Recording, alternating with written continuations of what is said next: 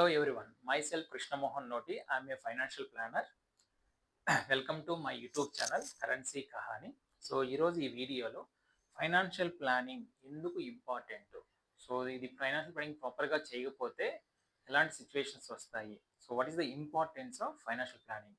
So జనరల్గా ఏంటంటే financial planning అంటే ఏమిటి, దాన్ని ఎలా చేసుకోవాలని ఎక్కువ మంది కాన్సన్ట్రేట్ చేస్తుంటారు. కానీ అసలు ఫైనాన్షియల్ ప్లానింగ్ ఎందుకు ఇంపార్టెంట్, ముందు మనకు ఒక క్లారిటీ వస్తుంది, ఇది ఇంపార్టెంటా కాదనేది మనకు ఐడియా వస్తే దెన్ మనం ఫైనాన్షియల్ ప్లానింగ్ చేసుకోవచ్చు ప్రాపర్ వేలో.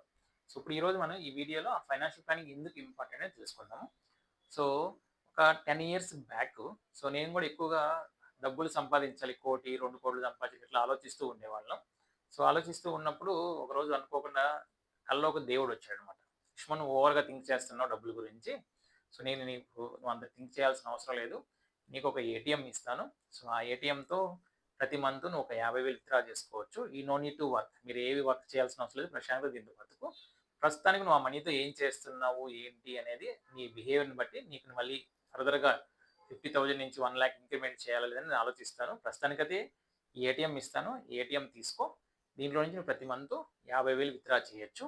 సో ఈ 50,000తో నువ్వు చేయి చూద్దామని చెప్పి అన్నాడు అనమాట. సో అయితే దేవుడు ఆ ఏటీఎం ఇచ్చేటప్పుడు కొన్ని కండిషన్స్ పెట్టాడు. సో ఏంటి అంటే అవి కండిషన్స్. సో ఫస్ట్ మనకి ఏటీఎం ఇచ్చారు. సో ఫస్ట్ కండిషన్ వచ్చేసరికి ప్రతి నెల 50,000 మాత్రమే నేను విత్డ్రా చేయగలను. అంటే దేవుడు చెప్తున్నాడు, నువ్వు ప్రతి నెల 1వ తేదీన ఏటీఎం కార్డు పెట్టి ఏటీఎం మిషన్ నుంచి 50,000 మాత్రమే విత్డ్రా చేయగలవు, అంతకన్నా ఎక్కువ చేయలేవు యాజ్ ఆఫ్ నౌ. సో ఫర్దర్గా నేను చెప్తాను మళ్ళీ. ఓకే.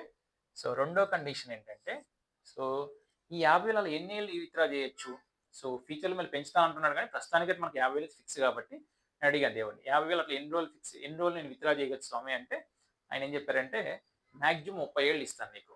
సో మ్యాక్సిమం 30 years నువ్వు ఈ డబ్బుల్ని విత్డ్రా చేయొచ్చు. బట్ మ్యాక్సిమం 30 ఏళ్ళు అంటే ఇట్స్ ఎ గ్యారంటీ కాదు, 30 ఏళ్ళు పని చేయొచ్చు పని చేయకపోవచ్చు, కానీ మ్యాక్సిమం నువ్వు కంటిన్యూస్గా వర్క్ చేస్తే మాత్రం 30 ఏళ్ళు మనకి పనిచేస్తుంది. So but no guarantee.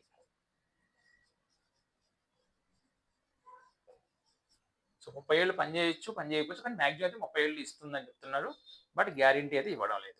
So మూడోది, మినిమం ఎన్ని ఇయర్స్ అన్నా చెప్పండి స్వామి, మినిమం అట్లీస్ట్ 5 ఏళ్ళు 6 ఏళ్ళు అంటే అది కూడా చెప్పట్లేదు స్వామి. సో మినిమం 1 year ఆగవచ్చు, లేదా 6 months పని చేయొచ్చు, లేదా 10 months పని చేయొచ్చు, 10 years పని చేయొచ్చు, బట్ డోంట్ నో. అగైన్ ఇక్కడ కూడా మినిమం నో గ్యారంటీ. మినిమం కూడా ఎన్ని ఏళ్ళు పని చేస్తుందో మనకు తెలియదు. ఇది మూడో కండిషన్.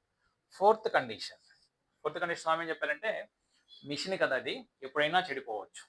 సో 5 months తర్వాత చెడిపోవచ్చు, 5 years తర్వాత, 10 years తర్వాత చెడిపోయినప్పుడు మిషన్ మళ్ళీ మనం రిపేర్ చేస్తాం. రిపేర్ చేసేటప్పుడు ఏమైంది, కొంత ఖర్చు అవుతుంది. ఆ ఖర్చు ఎంత అవ్వచ్చు అంటే స్వామి 20,000 అవ్వచ్చు, 50,000 అవ్వచ్చు, 1 lakh అవ్వచ్చు, 5 lakh అవ్వచ్చు, 10 lakh కూడా అవ్వచ్చు, ఇంకా ఎక్కువ కూడా అవ్వచ్చు, మనకు తెలియదు. స్వామి ఏం చెప్తున్నానంటే, ఇంత రిపేర్ వస్తుంది ఖచ్చితంగా, మిషన్ ఎప్పుడైనా రావచ్చు రాకపోవచ్చు కూడా. ఒకవేళ వస్తే నువ్వు ఇలా స్పెండ్ చేయాల్సి వస్తుంది అమౌంట్ ఆ రోజు ఆ రిపేర్ని బట్టి, అది కూడా ఎవరో మనకు గ్యారంటీ ఇవ్వలేము, ఇంత ఈ రిపేర్ వస్తుంది ఇంత ఖర్చు అవుతుంది అనేది. ఇది 4వ కండిషన్. సో 5వ కండిషన్, సో ఒక్కొక్కసారి రిపేర్ వస్తుంది, మీరు ఎంత ఖర్చు పెట్టినా కూడా ఇంకా దాన్ని బాగు చేయలేరు, అంటే పర్మనెంట్గా వర్క్ చేయడం ఆగిపోతుంది. సో అది కూడా ఛాన్సెస్ ఉన్నాయి. సో అందుకని సో అది కూడా నువ్వు మనసులో పెట్టుకో అని చెప్పారు. So may stop permanently.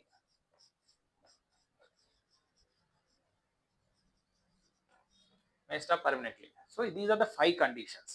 ATM నాకు దేవుడు ఏటీఎం ఇచ్చేటప్పుడు ఈ 5 కండిషన్లు చెప్పారనమాట.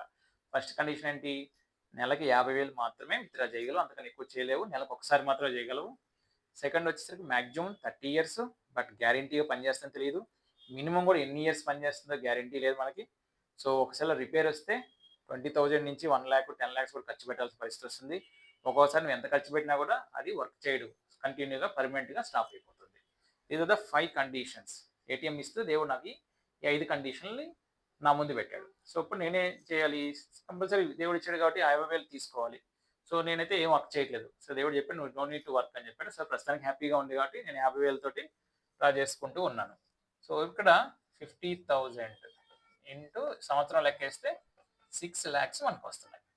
సో ఇప్పుడు ఎలా, నా పొజిషన్లో మీరు ఉంటే మీరు ఇప్పుడు ఈ 6 lakhsని ఎలా మేనేజ్ చేస్తారు, దేవుడు చెప్తున్నాడు అనమాట. ఈ ఇచ్చాను కండిషన్స్ నీకు 6 lakhs వస్తే సంవత్సరానికి, ఇప్పుడు ఈ 6 lakhsని నువ్వైతే ఏం చేస్తావు అని దేవుడు అడిగాడు.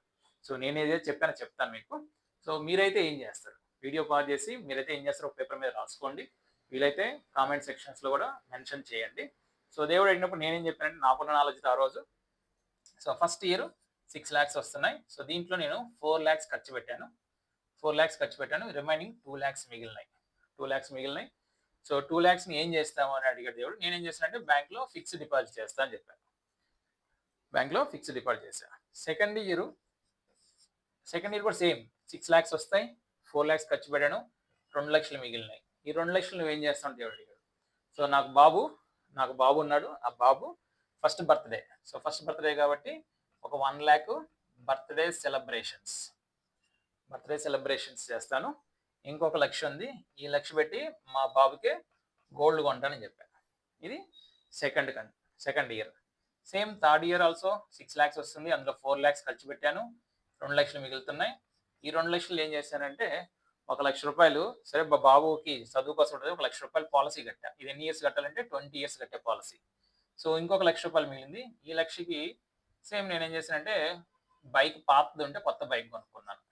సో ఇది ఫోర్త్ ఇయర్ సేమ్ 4 lakhs ఖర్చు పెట్టా. 4 lakhs కాదు, ఇది 4.5. కొద్ది ఖర్చులు పెరిగినాయి. బాబు వచ్చాడు కాబట్టి కొద్ది ఖర్చులు పెరిగినాయి. 4.5. నాకు ఇక్కడ మిగిలేది 1.5 lakh మిగులుతుంది. నేను ఇక్కడ ఆల్రెడీ ఒక పాలసీ కమిట్ అయ్యాను. సో 1 lakh రూపాయలు కట్టాలి. ఇంకా మిగిలింది 50,000. సో ఈ 50,000 నేను ఏం చేశానంటే మళ్ళీ బ్యాంక్లో ఫిక్స్డ్ డిపాజిట్ చేశాను. Similarly fifth year also. So 4.5 lakh ఖర్చు అయింది. 1.5 lakh వస్తుంది. ఈ 1.5 lakh 1 lakh పాలసీ కట్టాను. ఈ 50,000 నేను గోల్డ్ మా మిస్సెస్కి గోల్డ్ కొన్నాను. ఇది ఇట్లా 5 years అయింది. సో దేవుడు అడిగాడు ఇట్లా నేను చెప్పాను. 6th year వచ్చింది. మళ్ళీ 6th year పోయి ఏటీఎం పెట్టా. ఏటీఎం కార్డు తీసుకుని ఏటీఎంలో పెట్టా. బట్ డబ్బులు రావట్లా. సో డబ్బులు దేవుడు చెప్పాడు అనమాట, డబ్బులు రావట్లేదు అంటే సరే ఒకసారి మెకానిక్ తీసి పిలిపించి చూపించన్నాడు. సో మెకానిక్ పిలిపించాను. సో పిలిపించి ఒకరు కాదు, నలుగురు కాదు, 10 మంది పిలిపించినా కూడా అది 10 రోజులైనా, 20 రోజులైనా, 4 రోజులైనా కూడా పనిచేయట్లేదు. సో ఫైనల్గా నాకు అర్థమైంది ఏంటంటే 5th కండిషన్ అప్లై అయ్యింది అని అర్థమైంది. అంటే పర్మనెంట్గా పనిచేయడం ఆగిపోయింది ఏటీఎం. సో ఇప్పుడు ఏం చేయాలి? సో నాకైతే ఏటీఎం 50,000 ఆగిపోయినాయి. ఇప్పుడు మీరైతే ఏం చేస్తారు? ఇప్పుడు మీకు ఇట్లా కంటిన్యూషన్ వస్తుంది. మీరేదో మీ ప్లాన్ ప్రకారం మీరు చేస్తుంటారు. నా ప్లాన్ ప్రకారం ఇట్లా చెప్పాను. సో ఇప్పుడు 50,000 ఆగిపోయినాయి. 6th year నుంచి 50,000 రావడం ఆగిపోయింది. ఇప్పుడు నాకు ఫ్యామిలీ రన్ అవ్వాలంటే ఎలా? So this is the struck అయ్యింది క్వశ్చన్. సో మీరైతే ఏం చేస్తారో కామెంట్ సెక్షన్లో మెన్షన్ చేయండి. సో నన్ను కూడా దేవుడు అడిగాడు ఇప్పుడు, ఏం చేస్తావు కృష్ణమోహన్? 50,000 ఆగిపోయింది ఏటీఎం నుంచి, ఇప్పుడు నువ్వైతే ఏం చేస్తావు? సో నేను చెప్పాను, ఇక్కడ ఒక 2 lakhs బ్యాంక్లో ఫిక్స్డ్ డిపాజిట్ ఉంది. ఇక్కడ ఒక 1 lakh రూపాయలు గోల్డ్ ఉంది. ఇక్కడ ఒక పాలసీ 1 lakh రూపాయలు కట్టున్నాను. సో అంతా కలిపినా కూడా అప్రాక్సిమేట్గా నాకు ఒక 6 lakhs దాకా వస్తాయి. 6 lakhs నుంచి ఒక 8 lakhs దాకా వస్తాయి. వడ్డీలు అన్ని కలుపుకున్నా కూడా, గోల్డ్ పెరిగి ఉంటుంది, అంతా చేసినా కూడా ఒక 6 lakhs to 8 lakhs ఉంటాయి మధ్యలో. సో ఈ డబ్బులతో నేను స్పెండ్ చేస్తా, ఫస్ట్ ఆప్షన్. సో ఒక అప్రాక్సిమేట్ ఒక 2 years నేను అడ్జస్ట్ అవుతాను కాబట్టి ఒక 2 years వస్తాయి నా ఖర్చులు. దెన్ ఆఫ్టర్ 2 years తర్వాత ఏం చేస్తావు? సో నీకు ఇన్కమ్ సోర్స్ లేదు, 2 years తర్వాత ఏం చేస్తావు? Question mark again. 2 years తర్వాత నీకు 50,000 వస్తాయా? తెలియదు. సో సెకండ్ ఆప్షన్ ఏంటంటే నేను ఈ 2 yearsలో ఈ ఖర్చు పెట్టుకునే లోపు జాబ్ తెచ్చుకోవాలి. ఏదైనా జాబ్ కానీ, సపోజ్ జాబ్కి జాయిన్ అయ్యాను. జాబ్లో జాయిన్ అయితే నాకు ఏమొస్తుంది? 50,000 వస్తుందా ఫస్ట్ మంత్ నుంచే? రావచ్చు, రాకపోవచ్చు, డిపెండ్స్ అపాన్ మీ క్వాలిఫికేషన్, లేదంటే లైక్ నీ ఎక్స్పీరియన్స్, మీ టాలెంట్ని బట్టి. సిమిలర్లీ దేవుడు కూడా నాకు చెప్పింది, నీ టాలెంట్ నీకు ఎక్స్పెక్ట్ నీకు 50,000 వస్తాయి అంటే అట్ ద టైంలో నో, నాకు 50,000 అయితే రావు, ఎందుకంటే అట్లాంటి పొజిషన్లో ఉన్నప్పుడు. సో చాలా మందికి కూడా 10 ఏళ్ళ ఎక్స్పీరియన్స్ ఉన్నా కూడా కొంతమందికి 50,000 శాలరీ ఉండదు అనమాట. సో ఇక్కడ జాబ్ వస్తే మేబీ 20,000, 25,000 డిపెండ్స్ అపాన్, సో వాళ్ళ యొక్క పొజిషన్ బట్టి రావచ్చు. సో ఇక్కడ జాబ్ ఆప్షన్ ఉందన్నమాట. సో ఇంతకుముందు 50,000 వచ్చినప్పుడు నా లైఫ్ స్టైల్ ఎలా ఉంది, ఇప్పుడు 20-25,000 వస్తే నా లైఫ్ స్టైల్ ఉంది. అంటే నేను ఇక్కడ కాంప్రమైజ్ అవ్వాల్సిన పరిస్థితి వచ్చింది. ఏటీఎం ఆగిపోయింది, డబ్బులు లేవు, సో కాంప్రమైజ్ అవ్వాల్సిన పరిస్థితి వస్తుంది అనమాట. సో థర్డ్ ఆప్షన్ ఏముంటుంది మనకి ఇక్కడ? బిజినెస్. ఈ 6 lakhs, 8 lakhs, సపోజ్ 8 lakhs అనుకుంది. 8 lakhs పెట్టి నేను బిజినెస్ స్టార్ట్ చేయొచ్చు. సో 8 lakhs పెట్టి బిజినెస్ స్టార్ట్ చేస్తే నాకు ఎవ్రీ మంత్ 50,000 వస్తుందా అంటే డోంట్ నో, చెప్పలేము, ఎవరో చెప్పలేము. ఎందుకంటే నువ్వు చేసే బిజినెస్ని బట్టి ఒక్కోసారి 50,000 రావచ్చు, రాకపోవచ్చు. కొన్నేళ్ళు 50,000 వచ్చి ఆ తర్వాత మళ్ళీ మీ బిజినెస్ డౌన్ అవ్వచ్చు. ఇక్కడ కూడా గ్యారంటీ ఇవ్వలేము మనం. ఇక్కడ సక్సెస్ అవ్వచ్చు, అవ్వకపోవచ్చు. మీరు ధైర్యం చేసి 8 lakhs బిజినెస్ స్టార్ట్ చేస్తే సక్సెస్ అయితే హ్యాపీ. ఒకవేళ ఫెయిల్ అయితే మీకు ఏటీఎం ఆగిపోయింది కాక ఈ ఉన్న 8 lakhs కూడా మీకు ఖర్చు అయిపోతుంది. సో మళ్ళీ మీరు 0 నుంచి మొదలు పెట్టాల్సి వస్తుంది. సో ఇట్లాంటి కండిషన్స్ వస్తాయి. అంటే మీరు అబ్జర్వ్ చేయండి, ఇక్కడ ఇన్కమ్ అంటే ఏటీఎం ద్వారా వచ్చే ఇన్కమ్ ఆగిపోయినప్పుడు లైఫ్ స్టైల్ ఆగిపోకముందు లైఫ్ స్టైల్ ఎలా ఉంది, ఆగిపోయిన తర్వాత లైఫ్ స్టైల్ ఎలా ఉంటుంది. సో ఇప్పుడు ఇలాంటి పొజిషన్ మీరు కానీ ఇలాంటి పొజిషన్లో ఉంటే మీరైతే ఏం చేస్తారు? 6 lakhs వస్తే మీరు దాన్ని ఎలా చేస్తారో, ఒకవేళ ఇలాంటి పొజిషన్లో ఏటీఎం ఆగిపోయినప్పుడు మీరు ఎలా మేనేజ్ చేస్తారు? యూ ట్రై టు కామెంట్ సెక్షన్లో మెన్షన్ చేయండి. మీరు కూడా ఓన్గా పేపర్ మీద రాసుకోండి. So this is the importance of financial. అంటే ఒక ప్రాపర్ వేలో నేను ఇక్కడ ఫైనాన్షియల్ ప్లానింగ్ చేయలేదు కాబట్టి ఇక్కడ స్ట్రక్ అయింది. అప్పుడు దేవుడు నన్ను అడిగాడు అనమాట, కృష్ణమోహన్ నువ్వు 6 lakhs ఇస్తే 6 lakhsనే ఒక ప్రాపర్ వేలో మేనేజ్ చేయలేకపోయావు. ఇలాంటి ప్రాబ్లమ్స్ వచ్చినప్పుడు నువ్వు సాల్వ్ చేసుకోలేకపోతున్నావు. రేపు 6 కోట్లు లేదా ₹1 కోటి, 2 కోట్లు, 3 కోట్లు వస్తే వాడిని ఇష్టం వచ్చినట్టు దుబారా ఖర్చు పెట్టేస్తాం. సో అప్పుడు ఇంకా లైఫ్ స్టైల్ బాగా మెయింటైన్ అవుతుంది, ఒకసారి డౌన్ అయిపోతాం. అప్పుడు ఏం చేస్తాం? So I don't have any answer. చాలా మంది దగ్గర కూడా ఆన్సర్లు ఉండదు అనమాట. సో అందుకని ఫస్ట్ మనం ఏం చేయాలంటే ఎక్కువ డబ్బులు సంపాదించడం అనే కన్నా కూడా వచ్చిన డబ్బుల్ని ప్రాపర్గా ఎలా మేనేజ్ చేయాలని మనం తెలుసుకోవాలి. That is the importance of financial planning. ఇక్కడ ప్రాపర్గా ఫైనాన్షియల్ ప్లానింగ్ చేస్తే ఇలా స్టక్ వచ్చినప్పుడు కూడా మనకి ఇబ్బంది జరగకుండా ఉంటుంది. ఫైనాన్షియల్ ప్లానింగ్ ప్రాపర్గా ఎలా అంటే ఎలాంటి సిచ్యువేషన్ వచ్చినా కూడా ఆ సిచ్యువేషన్ని ఫేస్ చేయడానికి నేను రెడీగా ఉండాలి ఫైనాన్షియల్గా. సో ఫైనాన్షియల్ ప్లానింగ్ చేయడం అనేది అంత ఈజీ ఏం కాదు. అది ప్రాపర్గా మన గోల్స్ క్లారిటీగా రాసుకొని చేయగలగాలి. సో ఫైనాన్షియల్ ప్లానింగ్ చేసినప్పుడు ఎలాంటి సిచ్యువేషన్ వచ్చినా కూడా నేను ఫేస్ చేయడానికి రెడీగా ఉండాలి. సిచ్యువేషన్స్ మనకి ఎప్పుడు ఎలాంటి సిచ్యువేషన్ వస్తాయో నోబడీ విల్ గివ్ గ్యారెంటీ. ఈ సిచ్యువేషన్ రాదు, ఈ సిచ్యువేషన్ వస్తే ఎవరో చెప్పలేం. మనం చేయవలసింది ఏంటంటే సిచ్యువేషన్ రాకపోతే హ్యాపీ, వచ్చినప్పుడు ఎలాంటి సిచ్యువేషన్ వచ్చినా మన ఫైనాన్షియల్గా దాన్ని ఎదుర్కొనే పొజిషన్లో ఉండాలి. That is the proper financial planning అంటాం. సో ఇక్కడ ఓకే, ఇక్కడ ఫైనాన్షియల్ ప్లానింగ్ చేసాం సార్, మీరు అడగొచ్చు కొంతమంది క్వశ్చన్, ఎందుకు 5th year తర్వాత మేబీ మీరు అన్నట్టు 30 years కూడా పని చేయొచ్చు. Yes, so this is the one condition. So let us go for second condition వెళ్దాము. సెకండ్ కండిషన్ ఏంటంటే సెకండ్ ఒక కేసు తీసుకున్నాం. ఇప్పుడు వరకు ఫస్ట్ కేసు అనమాట. సెకండ్ కేసు తీసుకున్నాం. సెకండ్ కేసు ఏంటంటే ఏటీఎం రిపేర్ వచ్చింది. రిపేర్ వస్తే మీరు ఇందాక 5th కండిషన్ అప్లై అయింది, ఇప్పుడు 4th కండిషన్ అప్లై అయింది అనుకున్నాం. ఫర్ ఎగ్జాంపుల్ మీరు ఒక 8 lakhs ఒక 5 yearsలో 8 lakhs సేవ్ చేశారు అనుకున్నాం. ఓకే, 8 lakhs సేవ్ చేసినప్పుడు 6th year సేమ్ ఇక్కడ పర్మనెంట్ స్టాప్ అవ్వకుండా రిపేర్ వచ్చింది. ఈ రిపేర్కి ఒక 5 lakhs ఖర్చు అయింది. రిపేర్కి 5 లక్షలు ఖర్చు అయింది. పోతే ఇంక మీ దగ్గర మిగిలింది 3 లక్షలే. మీరు 8 lakhsని ఏదో ఒక గోల్ కోసం పెట్టుకొని ఉంటారు, లైక్ పిల్లల ఎడ్యుకేషన్ అని, లేదంటే మీరు ఒక హోమ్ లోన్కి వెళ్ళని, కారు కొనుక్కోవాలి సంథింగ్. బట్ అన్ఫార్చునేట్గా ఏటీఎం రిపేర్ వచ్చింది. ఏటీఎం కోసం మీకు 5 lakhs రూపీస్ని ఖర్చు పెట్టాల్సిన పరిస్థితి. ఇంకపోతే మీ దగ్గర 3 లక్షలే ఉన్నాయి. మళ్ళీ మీరు ఏం చేయాలి? 8 lakhs సేవ్ చేయాలంటే మళ్ళీ ఇంకో 2-3 years కంటిన్యూ చేయాలి. మళ్ళీ మీ గోల్ని పోస్ట్ పోన్ చేయాల్సిన పరిస్థితి వస్తుంది అనమాట. ఇది కూడా అంతే. సెకండ్, ఇది కేస్ 2. ఇందాక కేస్ 1 వచ్చి పర్మనెంట్ స్టాప్ అయింది.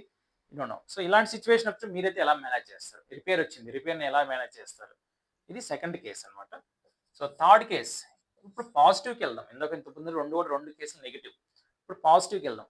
కంటిన్యూస్గా 30 years పనిచేసింది ఏటీఎం, 30 years వర్క్ చేసింది. సో 31st నుంచి దేవుడు చెప్పాడు ఆల్రెడీ 30 years మాత్రమే పనిచేస్తుంది మ్యాక్సిమం. 31st year అంటే ఆటోమేటిక్గా ఆగిపోతుంది, ఎందుకంటే పనిచేసే 30 years కాబట్టి. ఇప్పుడు 31st year నుంచి మీ ఇన్కమ్ ఎలా చేస్తారు? ఎగ్జాంపుల్, దేవుడు 50,000 ఫిక్స్ చేశాడు, మీకు ఎక్స్ట్రా డబ్బులు ఇవ్వట్లేదు, 50,000 వచ్చింది. 50,000 ఖర్చులు సరిపోతాయి. ఆఫ్టర్ 30 years తర్వాత మీకు నెలకు 4,000, 30 years ముందు మీకు నెలకి 4,000 ఖర్చు అయితే 30 years తర్వాత అది 15 లక్షలు అవ్వచ్చు ఖర్చు. అప్పుడు ఎలా మేనేజ్ చేస్తారు? 31st year నుంచి అసలు ఆ 50,000 కూడా ఉండదు మినిమం ఇన్కమ్ అనేది. ఇప్పుడు మీరు ఏం చేస్తారు? ఇలాంటి 3 కండిషన్స్. ఒకటి, ఫస్ట్ పర్మనెంట్గా స్టాప్ అవ్వచ్చు, రిపేర్ అవ్వచ్చు, కంటిన్యూస్గా 30 years వర్క్ చేసినప్పుడు 31st నుంచి వరకు 31st నుంచి మళ్ళీ ఇన్కమ్ ఎలా? దీన్ని మీరు ఎలా ప్లాన్ చేస్తారు? So this is the way of financial planning. ప్రాపర్గా చేయకపోతే మనకి ఎలాంటి సిచ్యువేషన్ వస్తాయి అనేది మీరు ఇక్కడ ఒక అంచనాకు రావచ్చు అనమాట. సో ఇలాంటి సిచ్యువేషన్ వచ్చినప్పుడు మీరైతే ఎలా ప్రాపర్గా మేనేజ్ చేస్తారు? మీకు ఆల్రెడీ కొంతమంది తెలిసి ఉండొచ్చు, తెలియకపో ఉండొచ్చు. సో కింద కామెంట్ సెక్షన్లో ఒకసారి మళ్ళీ కూడా మీకు మెన్షన్ చేయండి. 3 కేసులు, ఫస్ట్ కేసు అయితే ఏం చేస్తారు, సెకండ్ కేసు అయితే ఏం చేస్తారు, థర్డ్ కేసు అయితే ఏం చేస్తారు అనేది కామెంట్ సెక్షన్లో మెన్షన్ చేయండి. సో ఇది అప్రాక్సిమేట్గా నేను ఒక ఐడియా చెప్తున్నాను మీకు, ఫైనాన్షియల్ ప్లానింగ్ ఎందుకు చేసుకోవాలి అనేది. ఫైనాన్షియల్ ప్లానింగ్ సరిగ్గా చేసుకోకపోతే ఇలాంటి స్ట్రక్ అయిపోతుంటారు లైఫ్లో. So right. సో ఈ వీడియో, నేను చెప్పిన వీడియో ఇన్ఫర్మేషన్ మీకు నచ్చినట్టయితే వీడియోని లైక్ చేయండి అండ్ మై ఛానల్ సబ్స్క్రైబ్ చేయండి. సో ఇన్ఫర్మేషన్ మీకు వేరే వాళ్ళకి ఉపయోగపడుతుంది అనుకుంటే వేరే వాళ్ళకి, ఫ్రెండ్స్, రిలేటివ్స్ కూడా షేర్ చేయండి. Thank you for watching this video. Thank you very much.